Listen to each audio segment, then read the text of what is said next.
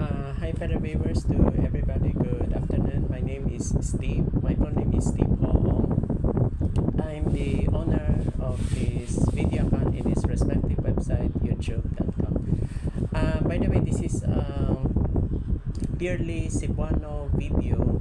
This is about related to this owner of this YouTube account, Donmar TV. Okay. You may wonder why I placed the title, please support and give thanks to Donmar TV. Yes, the reason why I'm giving instruction to all YouTubers, to those who are donating with him, please support him totally because as you can observe, no, kining iyahang mga videos karon puro mga more on Duterte vloggers. Oh, by the way, reminder pala, to all Duterte vloggers, you are welcome to subscribe me.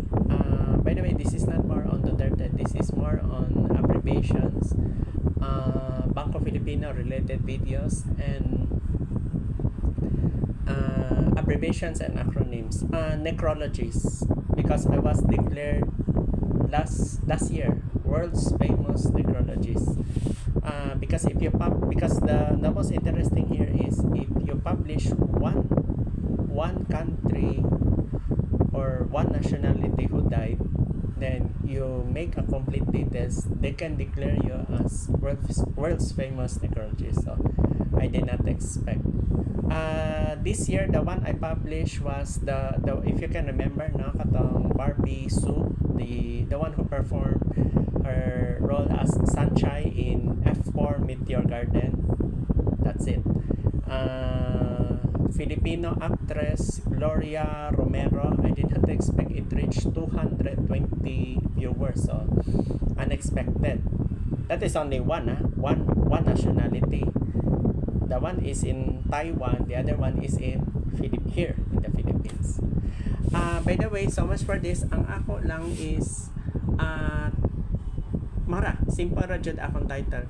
Tagaan give thanks si Donmar TV sa mga kaigsuonan sa tibuok Visayas o tibuok Mindanao, especially katong taga Davao City. Katong Duterte vloggers, you are welcome to subscribe me kay nakita na nako ang the whole video, the whole news sa lalaing media. Si Donmar ang pinakatarong. Yes. Kay what you ko ka-expect na ang ga-place comments, ga-listen, what you ko ka-expect, ako siyang Ormoc City, Leyte. Then lain pa tong di siya taga Ormoc, ha? Lain tong Tagbilaran City, Bohol, then samot pa Davao City. Then na-confirm pa nako abot po siya Butuan o Cagayan de Oro. Misamis Oriental na, di na siya taga Mindanao. Visayas na siya. Manang ako ni-inform nako sa tanang viewers sa YouTube, no? From Visayas and Mindanao na ni Pamate. Kuan jud siya.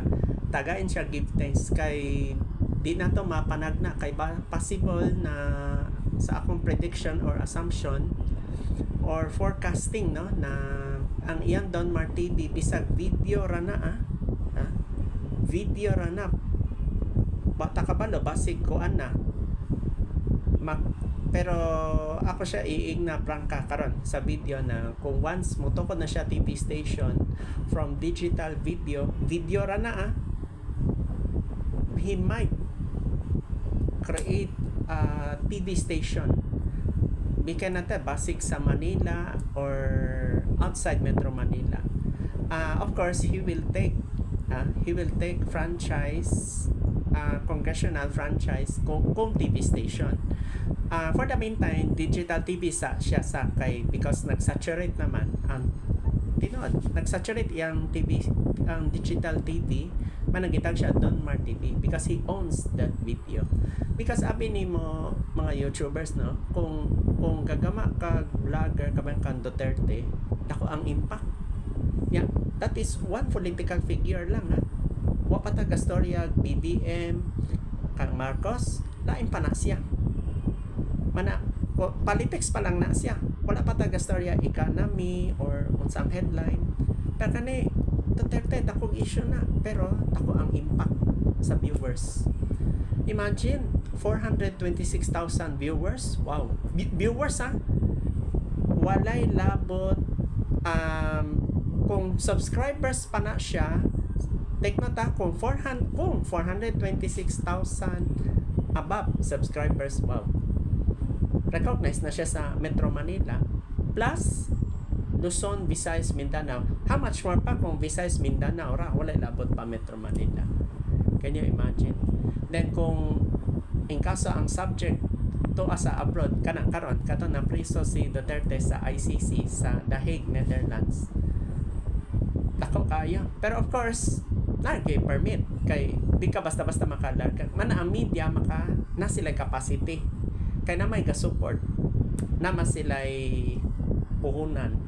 Pero kani ang iyang koan, iyang Don Mar TV, I'm so proud of him. Kay imagine na, asa ka mangitaan ng balitaan na sobra pa sa media. Manang ako ni forecast na ko possible magkakuan siya TV station. We cannot tell if it's either in Manila or here. But he will take a congressional franchise because to approve a TV station here in the Philippines, you need to have a congressional franchise. Simple lang ang akong tuyo sa video ini. Tagaan na siya give thanks because nga no, nagkan pa siya materials kinahanglan. Total na siya katong sa laptop, mobile phone, then na pa siya facility, aparatos na kinahanglan. To be a blogger is not easy, I'm gonna tell you. You need so many materials, aparatos to just to televise a video. Of course, transparent yun na siya. Neutral pa at the same time. Tsaka, believe ko niya, straight to the point yun siya. So, marathon. Tagaan siya, give thanks si Don Mar TV.